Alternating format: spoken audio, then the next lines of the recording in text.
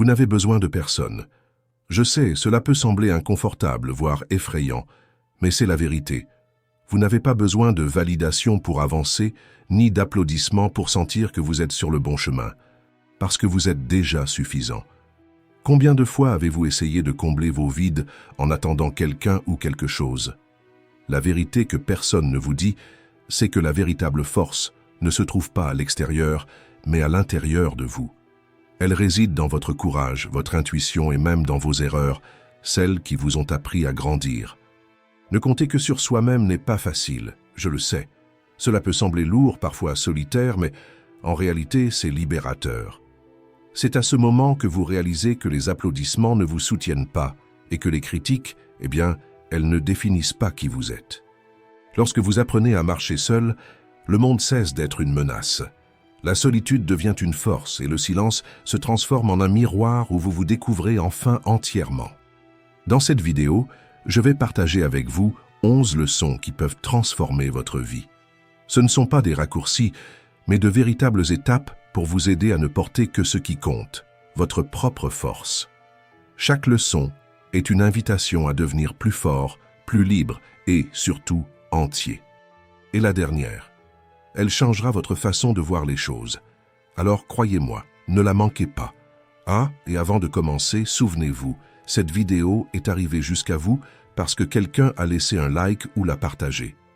Faites de même, ne laissez pas cette chaîne se briser. Leçon 1. Grandissez seul. Ne dépendez jamais de l'admiration des autres. Il n'y a aucune force là-dedans. Le mérite personnel ne peut pas dériver d'une source extérieure. Il ne se trouve ni dans les relations personnelles, ni dans l'estime des autres. C'est un fait que les autres, même ceux qui vous aiment, ne partagent pas nécessairement vos idées, ne comprennent pas toujours vos motivations ou n'adhèrent pas à vos enthousiasmes. Grandissez. Ces mots d'Épictète nous invitent à réfléchir à la source de notre force et de notre raison d'être.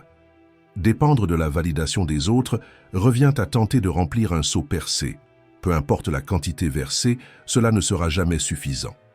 L'opinion des autres est changeante, fluctuante comme le vent, et fonder notre valeur dessus, c'est construire sur un terrain instable. Grandir seul ne signifie pas s'isoler, mais trouver un équilibre intérieur qui ne dépende ni des éloges ni des critiques. C'est comme bâtir une maison sur un roc solide, votre confiance intérieure, plutôt que sur le sable mouvant des opinions extérieures. Imaginez un équilibriste sur un fil tendu. Il ne peut pas compter sur les réactions du public pour garder son équilibre. Ce qui le maintient, c'est son attention à ses propres pas, son contrôle sur son centre de gravité. Grandir seul, c'est cela. Une autosuffisance émotionnelle, une force qui vient de l'intérieur et non des applaudissements autour. Tout le monde ne comprendra pas vos choix, et ce n'est pas grave. Les frères Wright ont été ridiculisés pour avoir cru en la possibilité d'une machine volante. Aujourd'hui, l'avion est indispensable. Les opinions des autres ne définissent pas vos capacités. Combien de fois avez-vous abandonné des rêves par peur du jugement? Des gens comme Daryl Zanuck, qui ne croyaient pas en la télévision, peuvent se tromper dans leur jugement. Mais votre vie n'est pas façonnée par les opinions des autres. Elle est définie par le courage d'avancer, même quand personne d'autre n'y croit. Grandir seul, c'est affronter ses insécurités et transformer ses échecs en apprentissage, comme un sculpteur qui façonne une pierre brute. C'est construire une base intérieure solide où les critiques ne sont que des bruits de fond et non des tremblements de terre. La véritable liberté naît lorsque vous réalisez que vous n'avez pas besoin d'applaudissements pour continuer. Vous devenez votre propre ancre, votre principale source de soutien et de validation. Cette force cultivée dans le silence est inébranlable parce qu'elle ne dépend pas des circonstances extérieures. La croissance la plus authentique n'est pas affichée, elle est ressentie. Elle réside dans ce moment où vous vous regardez dans le miroir et dites « Je suis suffisant », peu importe ce qu'on en dit. Commencez dès maintenant, pratiquez le stoïcisme et découvrez la force qui est déjà en vous. Leçon 2. Soyez votre meilleure compagnie. Combien de fois avez-vous cru que votre bonheur dépendait de quelque chose ou de quelqu'un?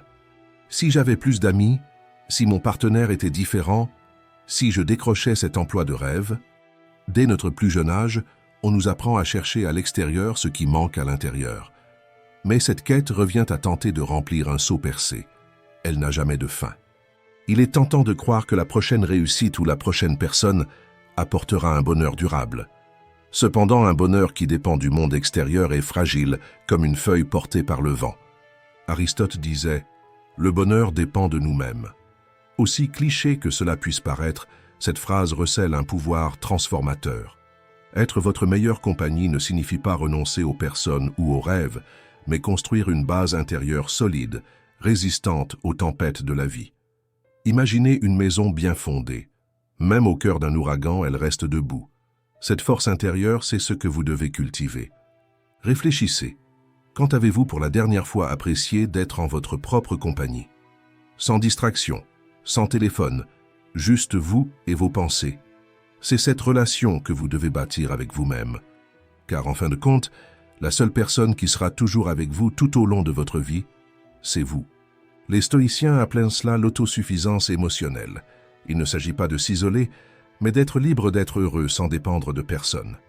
Lorsque vous êtes émotionnellement autosuffisant, vos relations deviennent plus légères et authentiques, sans attente, juste des échanges sincères. Prenez un exemple. C'est votre anniversaire. Vous vous réveillez enthousiaste, attendant des messages et un joyeux anniversaire spécial. Mais, à votre surprise, une personne importante oublie. Si votre bonheur en dépend, cet oubli deviendra un fardeau. Maintenant, imaginez le même scénario, mais cette fois-ci, vous avez construit une base intérieure forte. L'oubli peut vous attrister, mais il ne vole pas votre joie. Vous continuez à célébrer ancré dans votre essence. C'est là la clé. Lorsque nous confions notre bonheur aux autres, nous devenons vulnérables.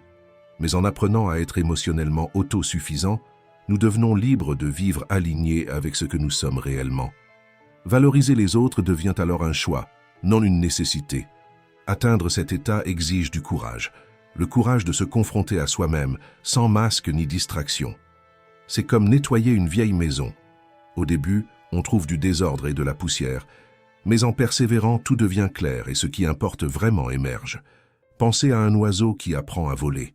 Il n'attend pas le vent parfait, ni un autre oiseau pour le guider.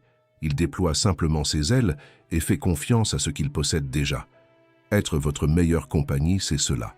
Voler par vos propres moyens, sans dépendre de quiconque pour soutenir votre bonheur. Commencez dès maintenant. Accordez-vous quelques minutes et posez-vous la question. Qu'est-ce qui me fait vraiment du bien? Qu'est-ce que j'aime réellement? Écoutez la réponse. Au début, cela peut sembler étrange, mais ces moments de connexion avec vous-même sont la base de votre paix intérieure. Montaigne disait « La plus grande chose du monde est de savoir appartenir à soi-même. Cela signifie reconnaître que vous êtes déjà suffisant, avec vos imperfections et tout ce qui fait votre unicité. Comprendre cela apporte de la légèreté à la vie. Votre bonheur ne dépend plus des circonstances extérieures ou de la validation des autres.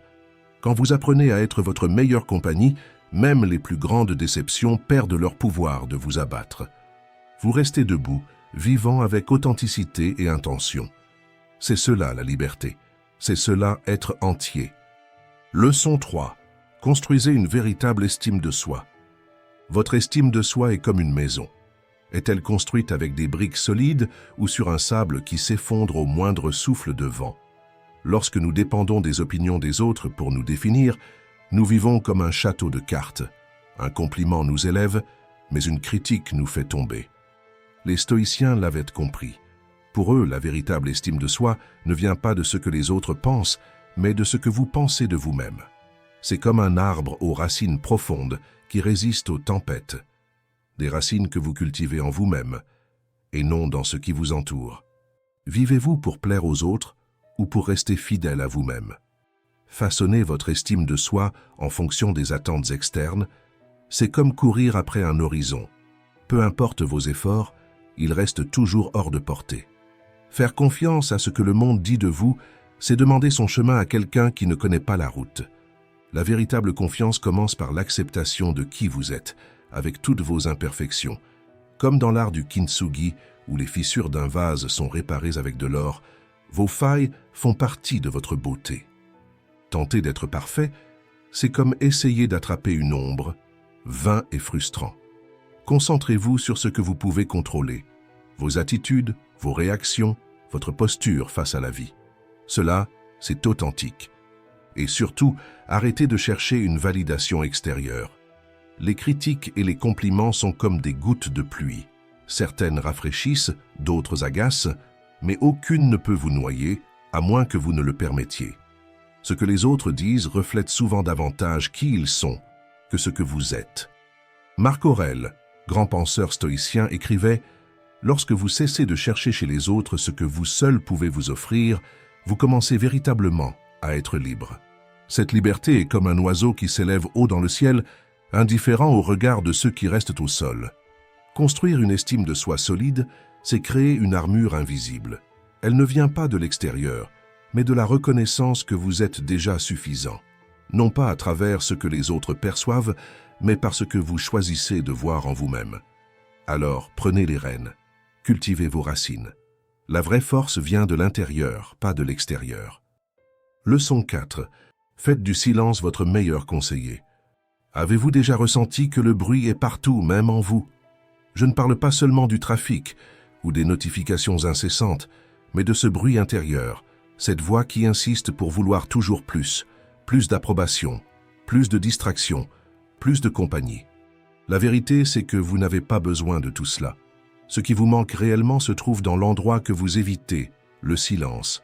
C'est en lui que, sans distraction, vous faites face à qui vous êtes vraiment.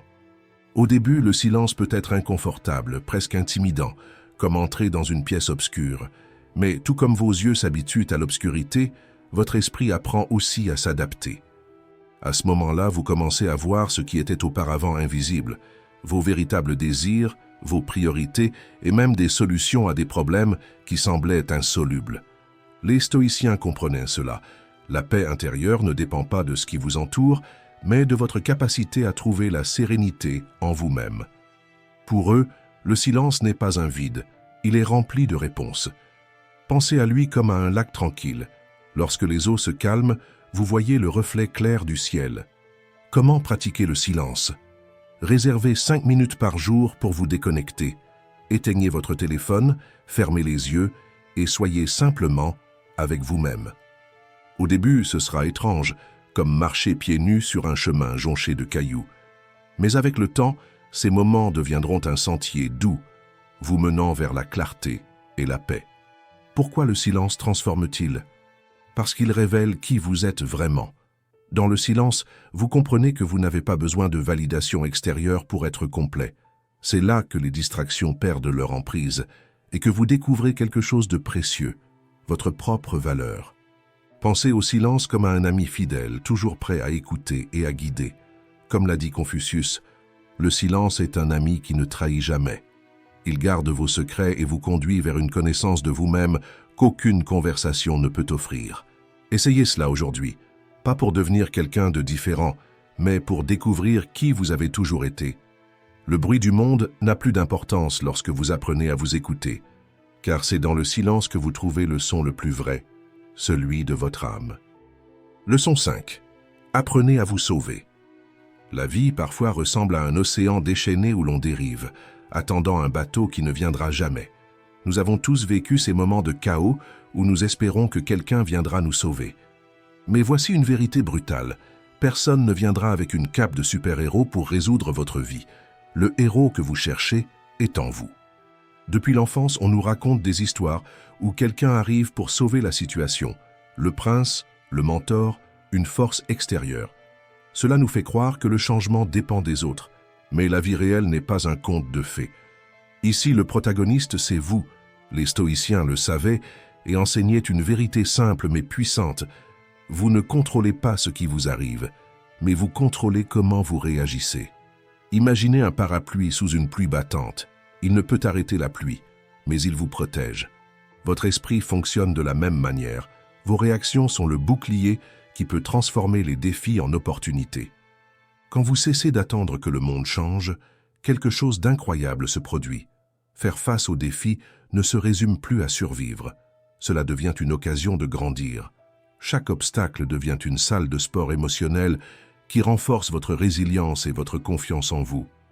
Le premier pas est simple, arrêtez d'attendre. Arrêtez d'attendre l'emploi parfait, le partenaire idéal ou des circonstances magiques. Prenez la vie telle qu'elle est et demandez-vous, Que puis-je apprendre de cela? Comment puis-je grandir? Imaginez une maison en feu. Attendre les pompiers ne fera qu'aggraver le danger. Mais prendre un seau et agir peut contenir les flammes. Peut-être ne résoudrez-vous pas tout immédiatement, mais vous reprendrez le contrôle et éviterez le pire. Cela ne signifie pas que ce sera facile.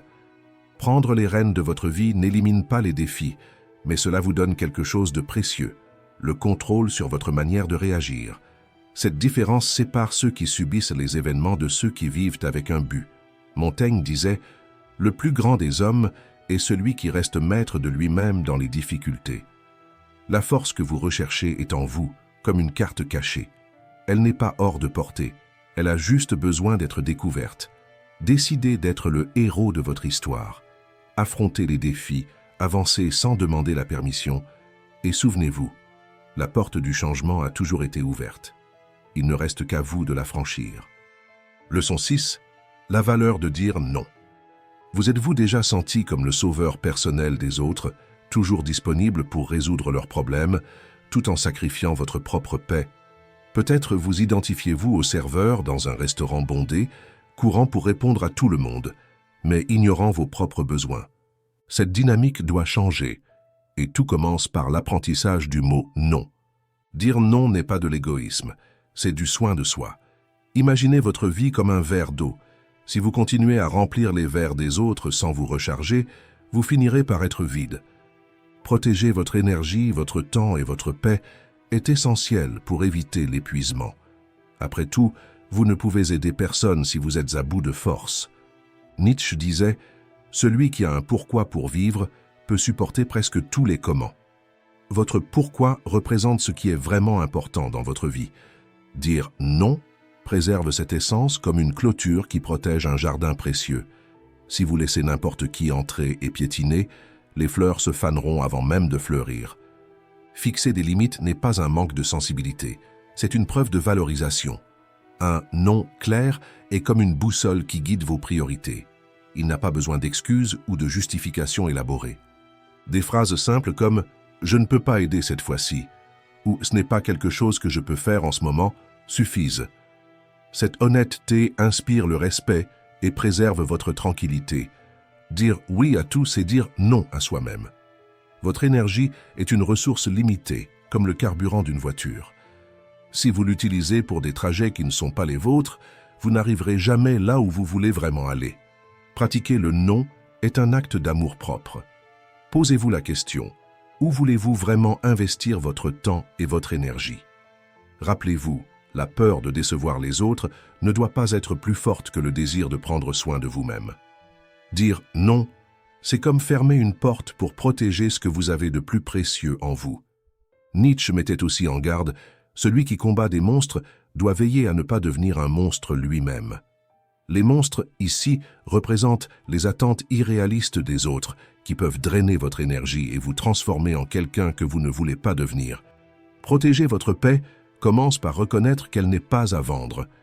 Choisir ou investir votre temps est un acte de courage et d'amour-propre. Dire non aux autres, c'est souvent dire oui à vous-même. Leçon 7. L'indépendance financière. Avez-vous déjà réfléchi à ce que signifie être véritablement libre? Il ne s'agit pas de dépenser sans compter ou de voyager sans destination. C'est la liberté de dire oui ou non, sans hésitation, sans peur, sans être prisonnier de dettes ou du besoin de plaire aux autres. C'est vivre la vie que vous choisissez sans chaîne. Les stoïciens comprenaient profondément cette idée. Pour eux, l'argent était un indifférent.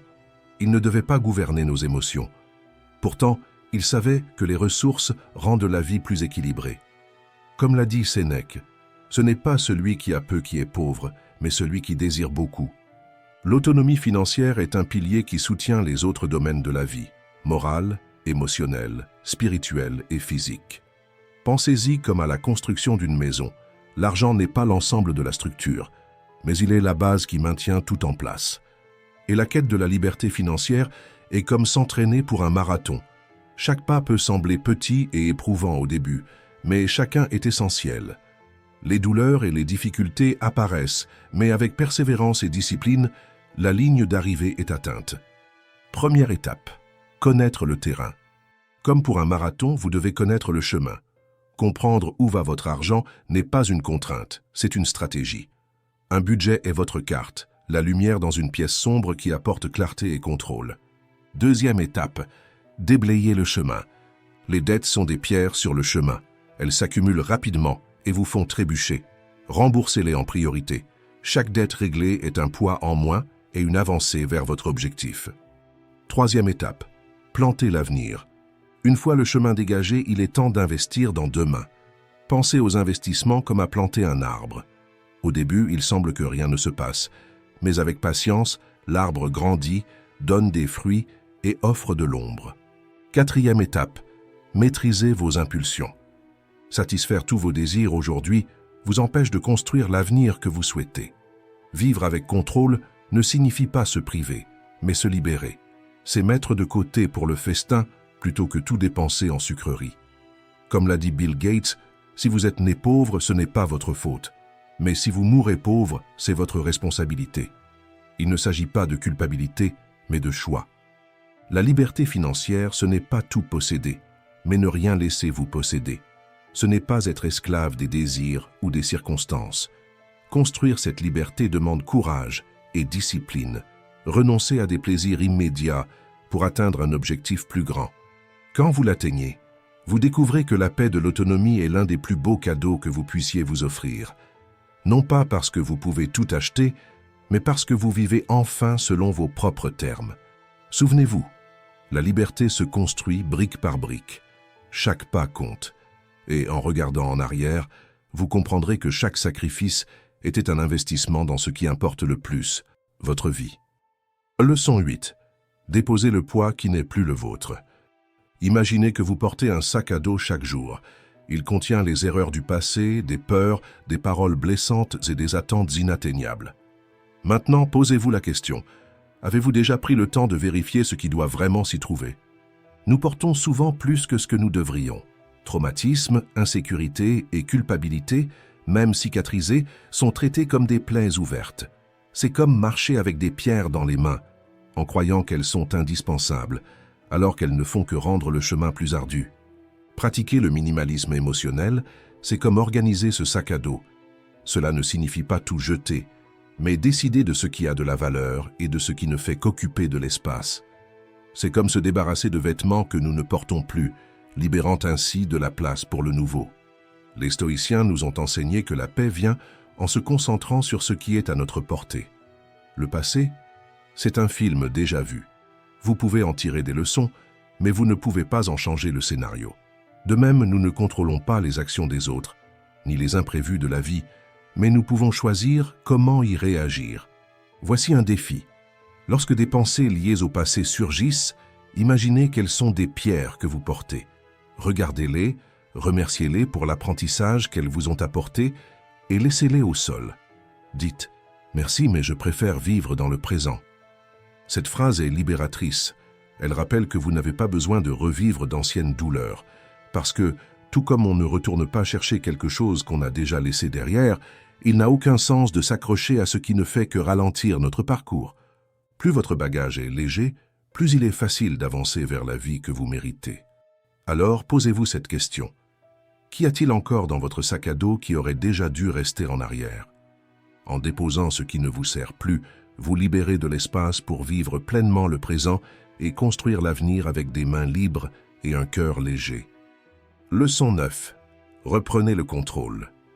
Combien de fois avez-vous confié la clé de votre bonheur à d'autres sans même vous en rendre compte?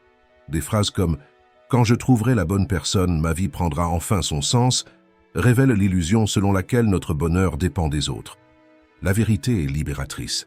Le bonheur a toujours été entre vos mains. Vous en êtes l'unique responsable. Pensez à votre vie comme à une voiture. Lorsque votre bonheur dépend de quelqu'un, c'est comme céder le volant tout en prenant place sur le siège passager. Cela peut sembler confortable, mais vous perdez le contrôle de la destination. Et si le conducteur décide de prendre un chemin qui ne vous plaît pas? Aucune personne, aussi spéciale soit-elle, ne peut vous apporter la paix si vous n'êtes pas en harmonie avec vous-même. Une maison luxueuse ne garantit pas des nuits sereines. Des vêtements coûteux ou des gadgets modernes n'achètent ni amitié sincère, ni connexion profonde. Lorsque nous fondons notre bonheur sur l'approbation des autres, C'est comme construire une tente de plage sur le sable. À la moindre critique ou déception, tout s'effondre. Les stoïciens nous enseignent que nous ne pouvons contrôler que notre esprit et nos réactions. Imaginez un parapluie sous une tempête. Vous ne contrôlez ni la pluie, ni le vent, ni les éclairs, mais vous pouvez le tenir fermement pour rester au sec. De la même manière, nous ne pouvons éviter les circonstances difficiles, mais nous pouvons choisir comment y réagir. La véritable liberté émotionnelle naît de la compréhension que votre paix dépend uniquement de vous. Visualisez votre bonheur comme un jardin. Si vous comptez sur les autres pour planter les fleurs, il sera toujours vide ou rempli de plantes qui ne vous ressemblent pas. Mais si vous en prenez soin vous-même, votre jardin fleurira, avec ou sans aide. Certes, cela demande des efforts, mais le résultat sera quelque chose qu'on ne pourra jamais vous enlever. Construire une paix intérieure n'est pas facile. C'est comme apprendre une nouvelle langue. Cela exige de la pratique, de la patience et de la persévérance. À chaque pas que vous faites pour cesser de dépendre des autres pour vous sentir complet, vous vous rapprochez de la véritable liberté. La prochaine fois qu'une opinion extérieure ou une situation semble vous emprisonner, souvenez-vous, vous êtes au volant. Ne laissez personne prendre le contrôle de votre vie. Le bonheur ne passe pas par la porte apportée par une autre personne. Il se cultive, jour après jour, de l'intérieur vers l'extérieur. En apprenant à être heureux par vous-même, vous réaliserez que vous n'avez besoin de personne pour combler ce qui est déjà complet. Et c'est la différence entre ceux qui dépendent des autres pour sourire et ceux qui portent en eux un sourire authentique, inébranlable, indépendant, véritable. Leçon 2. Trouvez votre résilience. La vie inévitablement vous mettra à l'épreuve. Tout comme un bateau sur l'océan affronte des tempêtes inattendues, des problèmes surgissent sans prévenir, ébranlant votre stabilité et testant votre capacité à avancer. Dans ces moments-là, la question la plus utile n'est pas « qui peut me sauver ?», mais « comment puis-je devenir plus fort pour faire face à cela ?» La vérité, c'est que personne ne peut porter votre fardeau à votre place. C'est comme apprendre à nager. D'autres peuvent vous guider, mais au moment crucial, vous seul pouvez bouger et rester à flot. Cette force intérieure est ce qu'Albert Camus appelait « un été invincible en nous ». Les stoïciens l'appelaient « résilience », la capacité à affronter les adversités sans perdre son équilibre. Développer la résilience, c'est comme entraîner un muscle. Un athlète ne commence pas en soulevant des poids extrêmes, il progresse pas à pas, avec patience et constance. Il en va de même pour votre force mentale. Elle se construit progressivement, à travers de petits changements de perspective et des actions quotidiennes. Rappelez-vous, les problèmes ne vous définissent pas. Ce qui compte, c'est votre réaction. Pour les stoïciens, la force réside dans ce qui est sous votre contrôle, vos actions, vos pensées et vos réactions. Tout le reste, comme le comportement des autres ou les circonstances extérieures, est comme le bruit d'un klaxon dans la circulation. Agaçant, mais sans importance pour votre trajectoire. Accepter les défis comme faisant partie du voyage est essentiel. Pensez à une rivière qui contourne les rochers sans essayer de les enlever. Chaque obstacle porte une leçon. Il ne s'agit pas de prétendre que tout va bien, mais de faire face à la réalité, même lorsqu'elle est douloureuse. Sénèque, dans ses lettres, propose une pratique transformatrice, la visualisation négative. En imaginant le pire scénario, nous démantelons nos peurs et réalisons que beaucoup sont moins effrayantes qu'il n'y paraît. Cette clarté nous donne la force d'affronter les défis sans être paralysés. Être résilient ne signifie pas ignorer ses émotions, mais les accepter et avancer. Tout comme un oiseau ajuste ses ailes pour affronter des vents violents, vous pouvez vous adapter et continuer à progresser, même sous pression. En vous se trouve un été invincible, prêt à émerger dans les moments les plus sombres. Cultivez cette force. Chaque tempête que vous surmontez ne fait pas que prouver votre résilience, elle la renforce. Leçon 11. Vous êtes tout ce dont vous avez besoin. Combien de fois avez-vous pensé que votre bonheur dépendait de quelqu'un ? Nous tombons tous dans ce piège à un moment ou à un autre. Nous recherchons l'amour et le soutien, mais lorsque nous confions notre bien-être à quelqu'un d'autre, nous perdons le contrôle de notre vie. C'est comme donner les clés de votre maison à quelqu'un et attendre que cette personne décide quand vous pouvez entrer ou sortir. Maintenant, imaginez que ces clés soient toujours entre vos mains. Mieux encore, et si vous étiez votre propre forteresse, capable de créer votre sécurité et votre joie, indépendamment de ce qui se passe autour de vous, cette force vient de la connaissance de soi. Ce n'est ni facile ni rapide à construire, mais c'est libérateur. C'est comme apprendre à faire du vélo. Au début, il y a des chutes et des frustrations, mais une fois l'équilibre trouvé, personne ne peut vous l'enlever. Sénèque disait « Tant que nous vivons, nous devons apprendre à vivre ». Et cet apprentissage commence lorsque nous comprenons que la véritable liberté réside dans le fait de ne dépendre de rien d'externe pour être heureux. En effet, nous ne contrôlons pas ce qui se passe autour de nous, mais nous pouvons contrôler notre réaction. Si votre bonheur dépend des autres ou des circonstances, vous vivez comme un bateau à la dérive, emporté par les vents des émotions d'autrui. Mais en prenant les commandes, vous devenez le capitaine de votre embarcation. Peu importe si la mer est calme ou agitée, vous savez où vous allez et vous maintenez votre cap. Pour amorcer cette transformation, suivez 3 étapes essentielles.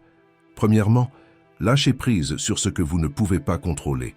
Les jugements et attentes des autres sont comme des sacs à dos lourds qui ne vous appartiennent pas. Porteriez-vous quelque chose qui n'est pas à vous? Non, alors pourquoi porter ces opinions? Laissez-les derrière vous. Deuxièmement, apprenez à vous connaître. Avez-vous déjà lu les pages de votre propre livre? Demandez-vous, qu'est-ce qui me rend vraiment heureux sans dépendre de qui que ce soit? Qu'est-ce qui me comble lorsque je suis seul? Trouvez les réponses, elles vous connecteront à votre essence.